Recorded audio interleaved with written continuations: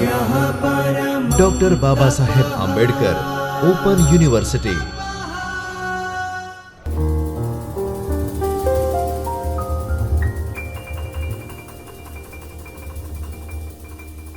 નમસ્કાર વિદ્યાર્થી મિત્રો, ડૉક્ટર બાબા સાહેબ આંબેડકર ઓપન યુનિવર્સિટીના ચૈતન્ય સ્ટુડિયોમાં આપનું હાર્દિક સ્વાગત છે। હું છું doctor Praveen Rathod, assistant professor અર્થશાસ્ત્ર વિભાગ, doctor Baba Saheb Ambedkar open university. મિત્રો, આજે આપણે અર્થશાસ્ત્ર BA ઓનર્સ ઇકોનોમિક્સ અને માસ્ટર ઓફ આર્ટ્સ ઇકોનોમિક્સ તથા સર્ટિફિકેટ પ્રોગ્રામ એન્ડ ઇન્ડસ્ટ્રીયલ ઇકોનોમિક્સના વિદ્યાર્થીઓ માટે ઔદ્યોગિક અર્થશાસ્ત્ર 1 એમાં યુનિટ 4 ઉદ્યોગોના પ્રકારો અંગે ચર્ચા કરવા જઈ રહ્યા છીએ। મિત્રો, તમે ક્યારે વિચાર્યું છે કે તમારા ઘરમાં જે વપરાતી વસ્તુઓ છે, જેમ કે કપડાં, ખોરાક, મોબાઈલ, આ બધું ક્યાંથી આવે છે? તમે કોઈ દિવસ વિચાર્યું આવા? આ વિચારોના આધારે તમને ખ્યાલ આવશે કે આ ઉદ્યોગોના વિવિધ પ્રકારો છે તેનું જ પરિણામ છે। કારણ કે જે ઉદ્યોગો રહ્યા એ અર્થતંત્રની કરોડરજ્જુ સમાન છે। તે રોજગારી, આર્થિક વૃદ્ધિ અને રાષ્ટ્રીય આવકમાં મુખ્ય ભૂમિકા ભજવે છે, આર્થિક અસમાનતા ઘટાડે છે અને ગ્રામીણ વિસ્તારોમાં વિકાસ લાવે છે। એટલા માટે ઉદ્યોગો આ દેશની કરોડરજ્જુ સમાન સાબિત થયા છે। અને દરેકે દરેક વસ્તુ, આપણે સવારે ઉઠીએ ત્યાંથી બ્રશ કરીએ ત્યાંથી લઈ સાંજે સૂઈએ ત્યાં સુધી, જે પંખો ચાલુ કરીએ, એસી ચાલુ કરીએ, તે તમામે તમામ વસ્તુઓ ઔદ્યોગિક ક્ષેત્રમાંથી જ આવે છે અને ઉદ્યોગો દ્વારા જ પેદા થાય છે। એટલા માટે ઉદ્યોગોનું મહત્ત્વ આપણા માટે તથા દેશ માટે અને વિકાસ માટે ખૂબ જ મહત્ત્વનું રહે છે। ખાસ કરીને ભારતના સંદર્ભમાં વાત કરીએ તો ઉદ્યોગોનું વર્ગીકરણ જે કરવામાં આવ્યું છે તે જુદા જુદા ક્ષેત્રો અને જુદી જુદી રીતે કરવામાં આવ્યું છે। આ એકમમાં આપણે ઔદ્યોગિક બાબતોને વિગતે સમજીશું। સર્વપ્રથમ વાત કરીએ તો ઔદ્યોગિક અર્થશાસ્ત્રની જે સમજણ છે, તમને ઔદ્યોગિક અર્થશાસ્ત્રનું આ એકમ ભણ્યા પછી તમારામાં શું પરિવર્તન આવશે, તમે કેવા પરિવર્તનો લાવશો, તમે કયા કયા ઉદ્દેશ્યોને પાર કરશો, તેની વાત કરીએ તો સર્વપ્રથમ આપણે જોઈએ છીએ કે આ જે એકમનો અભ્યાસ કર્યા પછી તમારામાં જુદા જુદા જે પરિવર્તનો આવવાના છે તેમાં વિવિધ ઉદ્યોગોની ચર્ચા કરી શકશો તમે। જેમ કે એક વિવિધ પ્રકારના ઉદ્યોગો છે, જે ઉદ્યોગો પર આધારિત જુદા જુદા એકમો, જુદી જુદી વસ્તુઓનું કઈ રીતે પ્રોડક્શન થાય છે, કઈ રીતે પ્રોડક્શન કરવામાં આવે છે, આ તમામે તમામ બાબતોને તમે પ્રકાશ પાડી શકશો અને વિદ્યાર્થીઓને અથવા તો અગાઉ કોઈને બી સમજાવી શકશો। બીજું છે ભારતીય ઉદ્યોગોની સમજૂતી તમને આપવામાં આવશે, કારણ કે ભારતીય અર્થતંત્રમાં જે ભૂમિકા છે ઉદ્યોગોની તેના વિશે ચર્ચા કરવાની થાય છે, ત્યારે તમે તેને ચર્ચા કરી શકશો અને તેને સમજાવી શકશો। તેના હેતુઓ આ જ છે મુખ્ય। ત્યારબાદ તમે ઉદ્યોગોનું વ્યવસ્થિત માળખું, એ જે ઔદ્યોગિક એકમોનું વ્યવસ્થિત માળખું હોય છે તેમાં કઈ રીતે ઉદ્યોગો કામ કરે છે, તેના કરના આધારે સમજવાનું, તેના એકમના આધારે, તેના ઉત્પાદનના આધારે, એમ વિવિધ પ્રકારે તમે ઉદ્યોગોને સમજી શકશો, એટલે કે ઉદ્યોગોના વિવિધ પ્રકારોની ચર્ચા પણ કરી શકશો। ભારતના વિવિધ પ્રકારના ઉદ્યોગોને સમજાવી પણ શકશો અને સાથે ભારતનું ઔદ્યોગિક ક્ષેત્ર, એટલે ભારતને અર્થપૂર્ણ છે કે કઈ રીતે છે, કઈ રીતે કામ કરે છે, કઈ કઈ ભૂમિકાઓ છે, આ તમામને તમે સમજાવી શકશો। ટૂંકમાં આ એકમના અભ્યાસ પછી તમારામાં ઔદ્યોગિક એકમો કેવા છે, કયા પ્રકારના છે અને કેવા પ્રકારના કેટલા પ્રકારે ઔદ્યોગિક ઉત્પાદનો થઈ શકે છે તેની તમામ સમજૂતી તમને પ્રાપ્ત થશે। તો ચાલો આપણે તેની સમજૂતી મેળવીએ। સર્વપ્રથમ વાત કરીએ તો ઉદ્યોગોના પ્રકારો। અર્થતંત્રના પાયાના સ્તંભો તરીકે ભારતીય અર્થતંત્રમાં ઝડપી આર્થિક વિકાસ અને વૃદ્ધિ માટે ઔદ્યોગિકરણ એ મુખ્ય ચાવી છે। કૃષિની સાથે સરખામણી કરીએ તો ઉદ્યોગોમાં જે ઉત્પાદકતાનું સ્તર આપવામાં આવ્યું છે તે ઘણું ઊંચું હોય છે। કૃષિ ઉત્પાદન કરતાં તેનું ઉત્પાદન સ્તર ઘણું ઊંચું હોય છે, જેના કારણે જે આર્થિક અને સામાજિક પરિવર્તનો લાવવા માટે તે અનિવાર્ય છે। ઉદ્યોગોનું વર્ગીકરણ અનેક રીતે કરવામાં આવે છે, જુદી જુદી વ્યાખ્યાઓના આધારે તેમજ જુદી જુદી રીતે કરવામાં આવે છે। જેમ કે રોકાણ અને કદના આધારે, સંચાલન પદ્ધતિના આધારે ઉદ્યોગોને મુખ્યત્વે 4 વિભાગમાં વહેંચવામાં આવ્યા છે। સર્વપ્રથમ વિભાગની વાત કરીએ તો ગૃહ ઉદ્યોગો, જેને આપણે માઇક્રો એન્ટરપ્રાઇઝ તરીકે ઓળખીએ છીએ। જુદા જુદા ઉદ્યોગોની જે વાત કરવામાં આવી છે, આ ઉદ્યોગો અલગ અલગ રીતે એને વ્યાખ્યાયિત કરવામાં આવ્યા છે, પરંતુ જે MSIનો જે કાયદો આવ્યો 2006માં, તે 2006ના આધારે જે ઉદ્યોગોનું વિભાજન કરવામાં આવ્યું છે તે 4 વિભાગોમાં જે ઉદ્યોગોનું વિભાજન કરવામાં આવ્યું છે સર્વપ્રથમ તેને સમજીએ. તો તેમાં છે ગૃહ ઉદ્યોગો.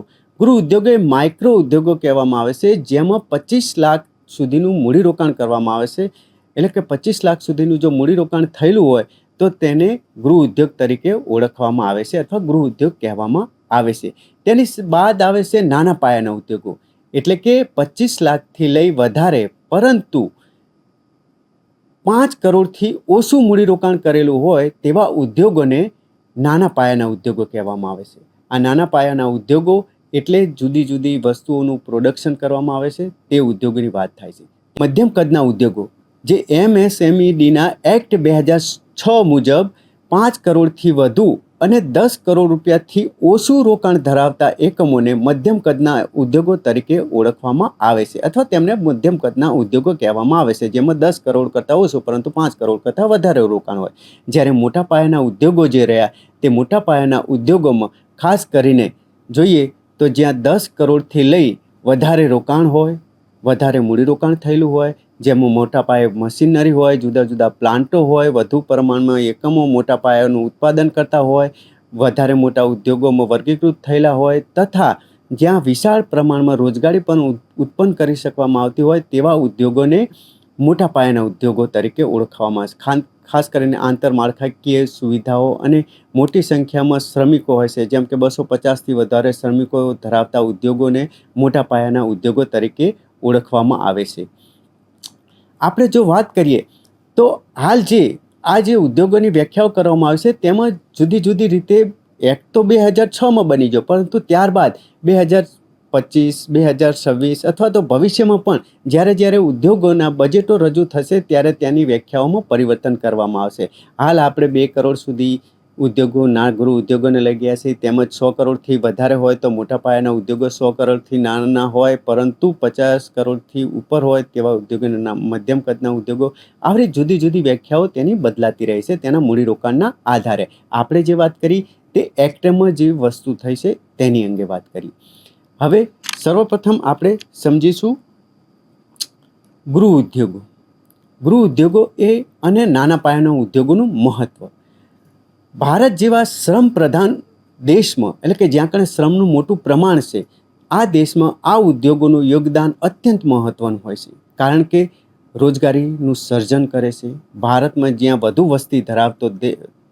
એ વધુ વસ્તી ધરાવતો દેશ છે, આવા દેશમાં શ્રમ પ્રધાન પદ્ધતિ જરૂરી છે અને નાના ઉદ્યોગો, ખાસ કરીને ગૃહ ઉદ્યોગો મોટા ઉદ્યોગો કરતાં 7 ગણી અને કુટીર ઉદ્યોગો તો 27થી 21% ઘણી રોજગારી આપવાની ક્ષમતા ધરાવે છે. એટલા માટે આવા ઉદ્યોગોનું ખાસ કરીને રોજગારીની દ્રષ્ટિએ ખૂબ જ મહત્વ હોય છે, કારણ કે રોજગારી આવા દેશોની, આપણે જેવા વિકસતા દેશોની, ભારત જેવા વિકસતા દેશોની રોજગારી ખૂબ જ મોટી સમસ્યા છે. ત્યારે નાના અને ગૃહ ઉદ્યોગો ખૂબ જ મોટા પ્રમાણમાં રોજગારી ઉત્પન્ન કરે છે. એટલા માટે આવા ઉદ્યોગો રોજગારી માટે ખૂબ જ જરૂરી છે. બીજું છે આર્થિક બાબતની વાત કરીએ તો આર્થિક સત્તાનું કેન્દ્રીકરણ, એટલે કે મોટા ઉદ્યોગો જે હોય છે એ નફો અમુક લોકોના હાથમાં જ કેન્દ્રિત કરે છે, અમુક લોકોના જ હાથમાં થાય છે. જ્યારે નાના ઉદ્યોગોમાં અને ગૃહ ઉદ્યોગોમાં આવકનો હિસ્સો જે રહ્યો એ વેતન સ્વરૂપે શ્રમિકો સુધી પહોંચે છે અને જેથી લગી અસમાનતા ઘટે છે અને ઘણા બધા લોકો સુધી એ પહોંચે છે, એટલે ઘણા બધા લોકોને એ પ્રાપ્ત થાય છે, જેથી તેની જે નફો હોય છે, તેની આવક હોય છે તે ઘણા લોકોને પ્રાપ્ત થાય છે. તેથી આર્થિક અસમાનતા ઘટે છે અને ઘણા લોકોને રોજગારી પણ પ્રાપ્ત થાય છે. ત્રીજું છે પ્રાદેશિક અસમાનતાઓમાં ઘટાડો, કારણ કે ઉદ્યોગો માત્ર શહેરો પૂરતા મર્યાદિત ના રહેવા જોઈએ. જો કે મોટા ઉદ્યોગો રહે એ શહેરો પૂરતા જ મર્યાદિત રહે છે, જ્યારે પછાત વિસ્તારોમાં આવા ઉદ્યોગો આપણને જોવા મળતા નથી. જ્યારે ગૃહ ઉદ્યોગો અને નાના પાયાના ઉદ્યોગો જે રહ્યા એ આવા પછાત વિસ્તારોમાં અને ખાસ કરીને જ્યાં સંતુલન જળવાતું નથી અથવા તો જે ગ્રામ્ય વિસ્તાર છે તેવા વિસ્તારોમાં જળવાઈ રહે છે અને તેવા વિસ્તારોમાં પેદા થાય છે. તેથી આવા ઉદ્યોગો અને શહેરોમાં ગીચતા ઓછી કરવા માટે જરૂરી છે, પ્રદૂષણની સમસ્યા ઘટાડવા માટે જરૂરી છે. અન્ય છે આપણે જોઈએ તો વણ વપરાયેલી સાધન સંપત્તિનો ઉપયોગ કરવા માટે, કારણ કે ગ્રામીણ વિસ્તારોમાં રહેલી કુદરતી અને માનવ સંપત્તિનો ઉપયોગ આવા ઉદ્યોગો દ્વારા મહત્તમ ઉપયોગ કરી શકાય છે અને તેને વધારે બચત કરી અને સારા એવા ઉપયોગમાં લઈ શકાય છે. જેમ કે ગોબર ગેસ પ્લાન્ટની શરૂઆત આપણે કરીએ તો ગામડાઓમાં જે નકામો કચરો પડ્યો છે, કાગળ છે અથવા પશુઓનું મળ છે, આને ઉત્પાદનમાં લાવી શકાય છે અને ગોબર ગેસ પ્લાન્ટનું ઉત્પાદન કરી અને તે ઉદ્યોગોને ચલાવી શકાય છે. એટલા માટે ત્યાં પણ તે ખૂબ જ જરૂરી છે. બીજી વાત કરીએ તો વિદેશી હુંડિયામણની કમાણી, કારણ કે હેન્ડલૂમ, હસ્તકલાની જે વસ્તુઓ રહે તેની નિકાસો વધુ થાય છે અને તેથી વિદેશી હુંડિયામણની પ્રાપ્તિ પણ ઘણી મેળવી શકાય છે અને જેના કારણે આયાતો માટે આપણે મૂડીની જે જરૂરિયાત હોય છે તે પણ ઓછી થઈ જાય છે. એટલા માટે આવા ઉદ્યોગો વિદેશી મૂડીરોકાણ માટે પણ ખૂબ જ જરૂરી છે.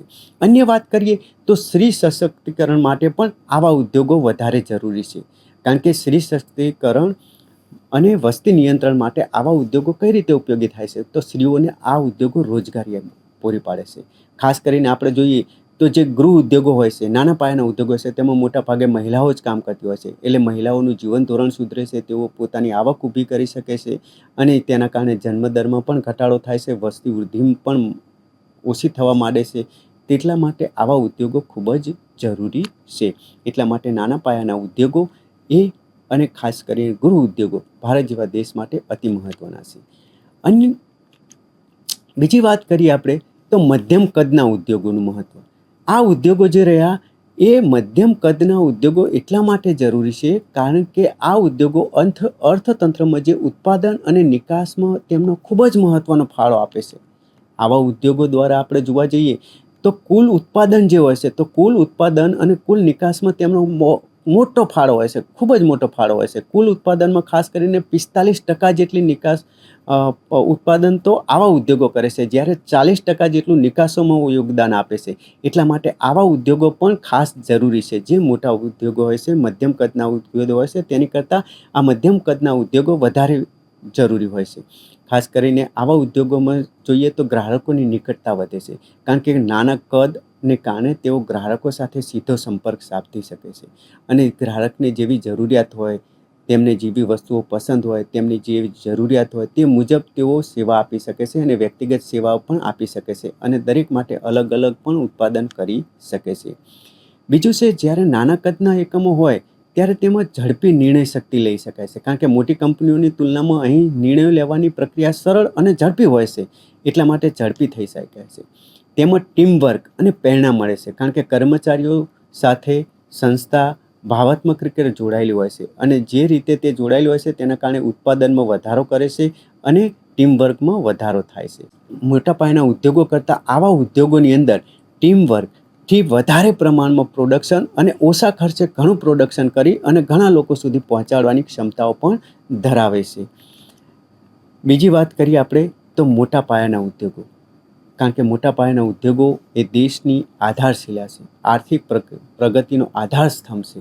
તેના કારણે ઘણા બધા દેશોમાં ઘણા બધા વિકાસો થાય છે. મોટા પાયાના ઉદ્યોગો દેશના આધુનિકરણ અને આંતરરાષ્ટ્રીય બજારમાં તેનું ખૂબ જ મહત્ત્વ હોય છે, પ્રતિષ્ઠતા વધારે છે. આંતરરાષ્ટ્રીય બજારમાં જેટલા આપણા દેશના ઉદ્યોગો વધારે મોટા પાયાના, તેટલી આપણી આંતરરાષ્ટ્રીય પ્રતિષ્ઠા વધારે હોય છે. આવા ઉદ્યોગો જે રહ્યા એ ઘણી રીતે ઉપયોગી થાય છે, જેમ કે આર્થિક ઉત્પાદન માટે ઉપયોગી થાય છે, કારણ કે નવીનતમ મશીનરી અને જથ્થાબંધ ખરીદીને કારણે ઉત્પાદન ખર્ચ ઘટાડી શકાય છે, જેનો લાભ ગ્રાહકોને પ્રાપ્ત થાય છે, કારણ કે તેઓને સસ્તી વસ્તુઓના રૂપમાં મળે છે અને નવી તકનીકો, જે નવી ટેકનોલોજી આવે છે તેનો તરત તેઓ એપ્લાય કરી શકે છે અને તેમાં વિકાસ માટે તેને ઉપયોગમાં લઈ શકે છે. જેમ કે આપણે એપલ જોઈએ તો એપલ જેવી કંપનીઓ સંશોધન અને વિકાસ કરીને, એટલે સંશોધનમાં જુદા જુદા સંશોધનોને લાવી અને નવી નવી ટેકનોલોજીને તરત અપનાવી અને તરત નવા ઉપકરણો આપવા માંડે છે, જેના કારણે ભારે રોકાણ કરીને નવી ટેકનોલોજી વિકસાવે છે, જેનો લાભ અન્ય ક્ષેત્રોને પણ મળે છે. બીજું છે આંતરમાળખાકીય વિકાસ. મોટા ઉદ્યોગોને કારણે પરિવહન, ઉર્જા અને સંચાર જેવી સેવાઓ સુધરે છે. દાખલા તરીકે જો મોટા ઉદ્યોગોનો જે શહેરોમાં વિકાસ થાય છે ત્યાં મેટ્રો રેલ પ્રોજેક્ટ અથવા તો એક્સપ્રેસ વે, નવા રસ્તાઓ, ઘણા બધા સુવિધાઓ મળે છે. એટલા માટે તેમની આંતરમાળખાકીય પણ સુવિધાઓ વિકાસ પામે છે અને આંતરમાળખાકીય રીતે પણ તે વિસ્તાર વધારે વિકસિત બને છે.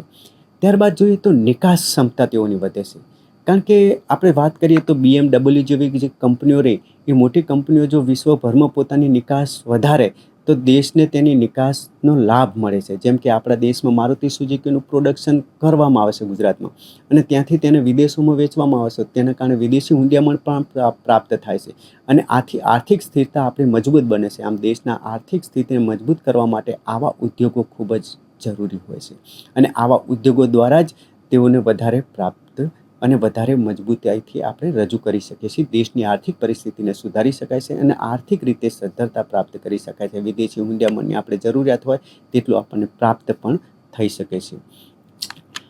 આપણે વાત કરીએ હવે તો જે નાના પાયાના ઉદ્યોગો હોય છે અને મોટા ઉદ્યોગો હોય છે, આનું સહઅસ્તિત્વ હોય છે ઘણી બધી જગ્યાએ. આના સહઅસ્તિત્વની શરૂઆત કરીએ તો નાના પાયા અને મોટા પાયાના ઉદ્યોગો એકબીજાના હરીફ નથી, પણ એકબીજાના પૂરક છે. આનું ઉત્તમ ઉદાહરણ જાપાનનું જોવા મળે છે આપણને. કારણ કે જાપાનમાં જોઈએ તો જાપાનમાં જ્યાં જ્યાં આવી મોટી કંપનીઓ હોય છે, જ્યાં મોટા ઉદ્યોગો હોય છે, તેની સાથે નાના નાના એકમોનું સહઅસ્તિત્વ જોવા મળે છે. ભારતમાં પણ આજે એવી જ સ્થિતિ જોવા મળે છે. ભારતમાં આપણે જોવા જઈએ તો માંડલ બેચરાજી શહેરની અંદર જે મારુતિ સુઝુકી મોટો પ્લાન્ટ નાખ્યો, એ મોટું એકમ છે, મોટો ઉદ્યોગ છે. પરંતુ તેની સાથે સાથે ઓટોમોબાઈલ ક્ષેત્રમાં નાના નાના એકમો, જેમ કે વાયર, બલ્બ બનાવવા, વાઇપર બનાવવા, સીટ બનાવી, કવરો બનાવવા, હેડલાઇન બનાવી, આવા અનેક નાના નાના ઉદ્યોગો તેની આજુબાજુ વિકાસ પામ્યા છે, અને તેના કારણે અનેક ક્ષેત્રોનો વિકાસ થયો છે. ઘણા બધા ઉદ્યોગોને દ્વારા તેને પૂરું પાડવામાં આવે છે.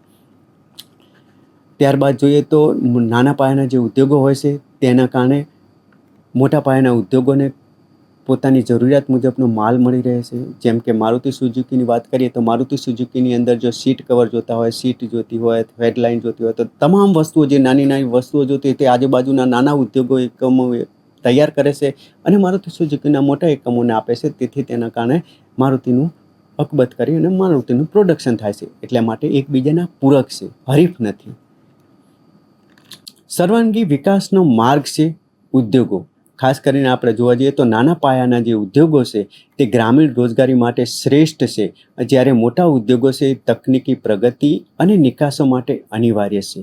એક સફળ ઉદ્યોગ સાહસિક માટે તરીકે માત્ર નફાકારક વિચાર નહીં, પરંતુ સખત મહેનત, ટેકનિકલ જ્ઞાન અને સોફ્ટ, એટલે કે એકદમ ટેકનિકલ જ્ઞાનની જરૂર હોવું જરૂરી છે. એક અમુક સ્કિલ હોવી જરૂરી છે.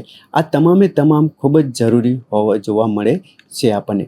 આ રીતે મિત્રો આપણે જોઈશું નાના પાયાના ઉદ્યોગો અને મોટા પાયાના ઉદ્યોગો એકબીજાના હરીફ નથી, પરંતુ બેના પૂરક છે. બંને એક સાથે મળી અને મોટા ઉદ્યોગો અથવા મોટા એકમો અથવા દેશના આર્થિક પ્રગતિના વિકાસનું કારણ બને છે, અને તેના કારણે દેશનો વિકાસ થાય છે. તેના કારણે જ વિદેશી હુંડિયામણ અથવા તો વિદેશોમાં આપણી વસ્તુની નિકાસ આપણે કરી શકીએ છીએ.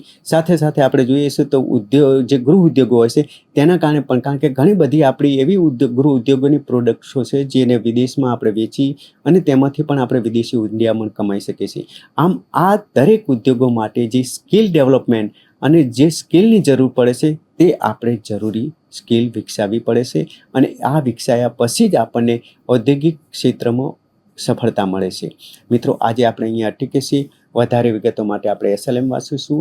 ધન્યવાદ, ખૂબ ખૂબ આભાર.